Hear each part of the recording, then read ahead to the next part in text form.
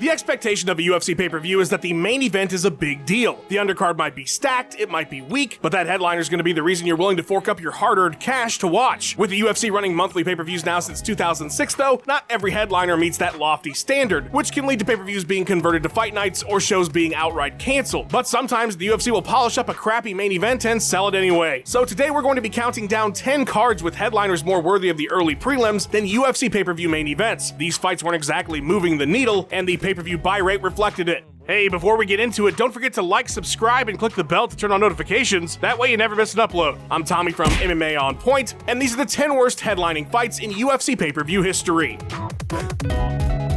Number 10. Anderson Silva vs. Travis Lutter, UFC 67. Fans were fairly stunned when Anderson Silva came into the UFC and demolished Chris Lieben before beating up Rich Franklin at UFC 64 to take the middleweight title. He was obviously very good, but by UFC 67, nobody was thinking this guy was the GOAT. His fight odds history will tell you that the expectation of him always winning didn't really start until after the Dan Henderson victory. But his first ever title defense was meant to be an intriguing one. With the popularity of the first 3 seasons of TUF, the UFC decided to switch up the formula a bit in the 4th installment and do comeback tournaments. Welterweights and middleweights who hadn't fared as well in the UFC were going to get their chance at gold should they win this season. The welterweight winner was Matt Serra, and we all know how that turned out. He was actually supposed to fight Georges St. Pierre on this card, but the champ got injured. Middleweight season winner Travis Lutter, though, he was ready to go, except for the fact that he missed weight. He missed weight for the title fight he earned from winning the comeback season of The Ultimate Fighter.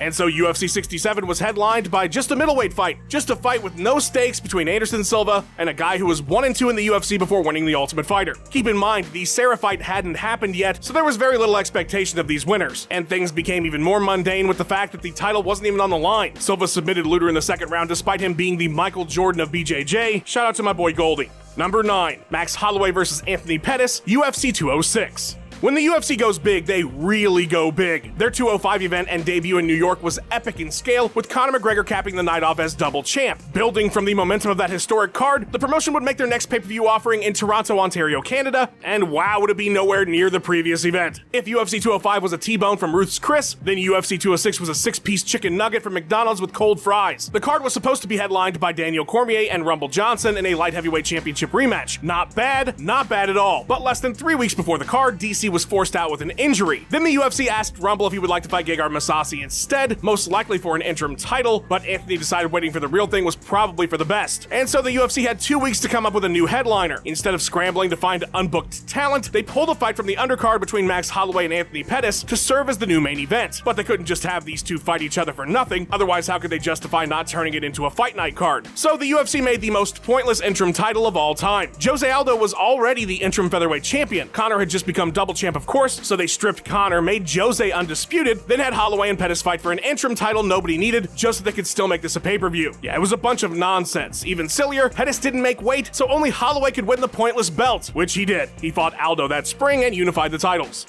Number 8. Rashad Evans vs. Thiago Silva, UFC 108. Sometimes a card just falls apart and all you can do is offer up whatever you've got left and see if anybody's still interested. UFC 108 was cursed like the Black Pearl. Seriously, this thing died 1,000 deaths before it would eventually be headlined by former champion Rashad Evans, who had been out for almost a year after his devastating defeat against Lyoto Machida, versus Thiago Silva, who had also been devastatingly KO'd by Machida 2 fights previous. And the stakes of the bout would be nothing, really. One step closer to the title again. The show was originally meant to be headlined by Anderson Silva taking on Vitor Belfort, a bout that would eventually happen and end with one of the most iconic moments in the Spider's career, but Silva had just had elbow surgery and wasn't going to be able to make the date. Then they were going to have Brock Lesnar versus Shane Carwin headline the event. Talk about a pay-per-view. When the two did eventually fight at UFC 116, it did over 1 million buys. 108 was just bad timing though for the champion, as Lesnar was still dealing with diverticulitis. Then the UFC tried to make Big Nog versus Cain Velasquez in a title eliminator. The winner guaranteed a shot at the victor of Lesnar Carwin, but Nogueira got a staph infection. Then they thought, okay, we'll do Cain and Shane, but Carwin opted for knee surgery instead while he waited for Brock. The UFC had run out of options, so the return of Rashad Evans was the angle. It wasn't an angle that sold particularly well, 300,000 buys, but it was, I suppose, better than nothing. Given the litany of injuries that plagued the undercard as well, I'm thinking 108 should have just been converted into a fight night. Number 7. Demetrious Johnson versus Chris Cariaso, UFC 178. In his incredible run of 13 straight UFC flyweight title fights, Demetrious Johnson was in a total of 8 pay-per-view events. 4 of those cards he would not serve as the headliner, but as the co-main event under a larger weight class title fight. In the 4 that he did headline, the average pay-per-view buy rate was 140,000, which is low for pretty much any era in UFC history besides the Dark Ages, when pay-per-view was essentially outlawed. And while 3 of those headline challengers, John Dodson, Kyoji Horiguchi, and Ali Bagautinov, were all fascinating matchups for the flyweight king and in my mind perfectly fine pay-per-view fare, Chris CARIASO, Johnson's UFC 178 opponent, didn't quite reach that level of intrigue for most. He'd been a carryover from the WEC in 2010, coming into the promotion on a loss to Renan Barão. Over the next 3 years, CARIASO would go 7-3, which isn't horrible, but he lost to Michael McDonald, John Moraga, and Jussier Formiga, while his best win was probably Takeya Mizugaki. He earned his title shot by defeating Luis Smolka, who only had a single UFC bout. The promotion really leaned into the undercard to sell this event. UFC 178's poster was 3 panels of equal size. The title fight at the top, followed by Cerrone vs. Alvarez, his debut, and Poirier-McGregor 1. That's right, Conor was on the poster for a card that sold like shit. Stoolgate happened on this night, as well as Dominic Cruz's incredible return to action on the prelims, Kat Zingano TKO'd Amanda Nunes, who would have known that was one of the most significant wins on the entire card, an important night with great moments that nobody bought because of a weak headliner, 205,000 buys.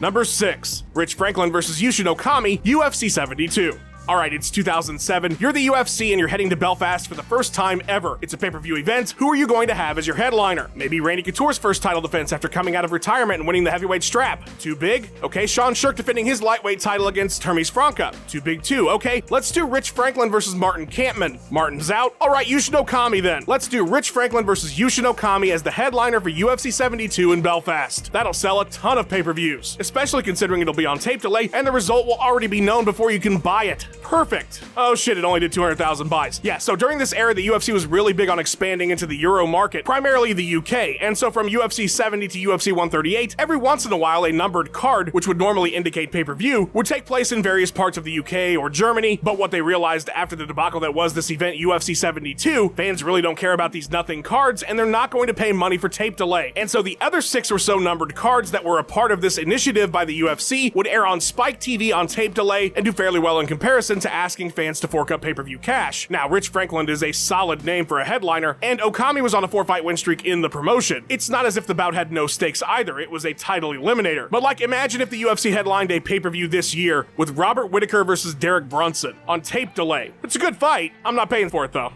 Number 5, Frank Mir versus Mirko Cro Cop, UFC 119.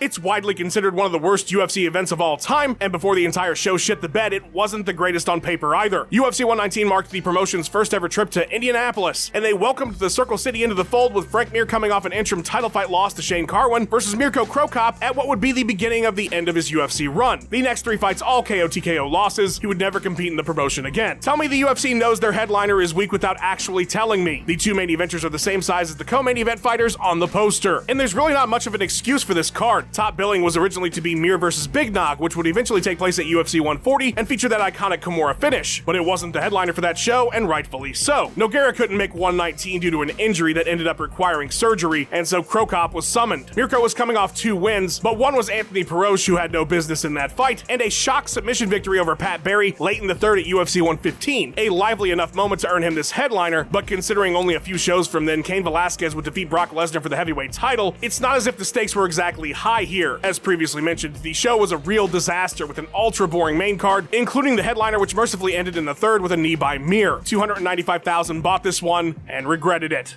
Number 4, Chris Cyborg versus Yana Kunitskaya, UFC 222. When you think of all the moving parts and how many people are involved, it's amazing more pay-per-view events don't completely fall apart like UFC 222 did. The show was originally going to be headlined by Max Holloway defending his featherweight title against Frankie Edgar, a fight that was supposed to happen 3 months earlier before Frankie got hurt. This time it would be Holloway who couldn't go due to an injury, and so 222's troubles began. Next, the UFC tried to book the rematch between bantamweight champ TJ Dillashaw and former teammate Cody Garbrandt. That's fun, right? Those two hate each other. Well, TJ had a whole list of reasons that one was going to be a big nope. Just had a kid, wasn't training, wanted a super fight with Demetrious Johnson, didn't think Cody deserved a rematch. Alright, fuck us then. We've got 3 weeks before this pay-per-view happens and we don't have a damn headliner. How about we get Chris Cyborg to defend her featherweight title even though we're trying to set up a super fight with Amanda Nunes? She can fight debuting Yana Kunitskaya from Invicta, who lost to Tanya Evinger a year previous, someone Cyborg dominated. I guess it'll have to do. Now, featherweight is obviously not exactly the deepest division in the sport, and I understand that big-time matchups like Cyborg versus Nunes are going to be the exception and not the norm, but that doesn't make forking up pay-per-view cash for this one any easier. Chris dominated dominated and got the TKO victory in the first round. The show did 260,000 buys.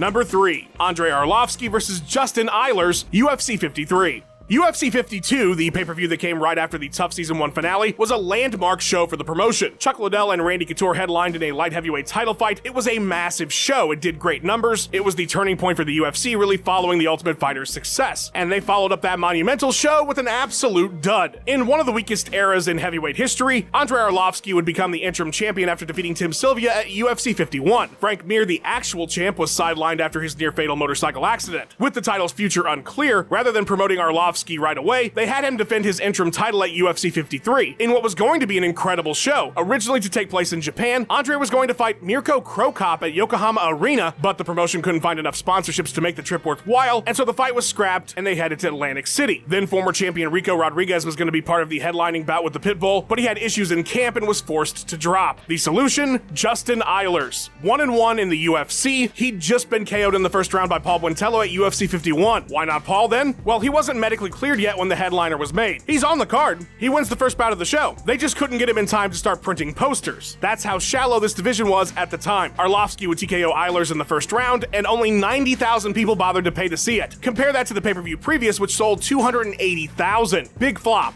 Number 2, Amanda Nunes versus RAQUEL Pennington, UFC 224. This event is as much a victim of the number 4 entry about UFC 222 as it is anything. As I mentioned, the UFC at the time of that event was trying to put together Amanda Nunes versus Cris Cyborg on this show, UFC 224, which would have been, of course, a massive fight, arguably the most significant in women's MMA history. A fight that ultimately did take place at UFC 232, although it would not serve as the headliner. It was instead the co-main event to John Jones versus Alexander Gustafsson 2. So by stealing Cyborg away from the super fight at 224, in order to make the terrible 222, this card also suffered greatly and with dire consequences in terms of pay-per-view buys. Nunes most definitely needed a fight since the Cyborg bout was off, and so she would defend her bantamweight title against RAQUEL Pennington. Everybody loves Rocky in the hardcore MMA community, and she certainly deserved a bantamweight title fight. She was on a 4-fight win streak in the division. She'd just defeated former champion Miesha Tate. The fight itself made sense. It's just that with the UFC's issues booking main events around this time, and cards falling apart all over the place, this Nunes versus Pennington bout served as the event's solo title fight and its main event when it really probably shouldn't have. This was simply not a pay-per-view caliber card. The champ would dominate the bout, getting a 5th round TKO to top off her performance and second title defense. Unfortunately though, the show would only do 85,000 buys, the lowest rate of any modern era UFC pay-per-view.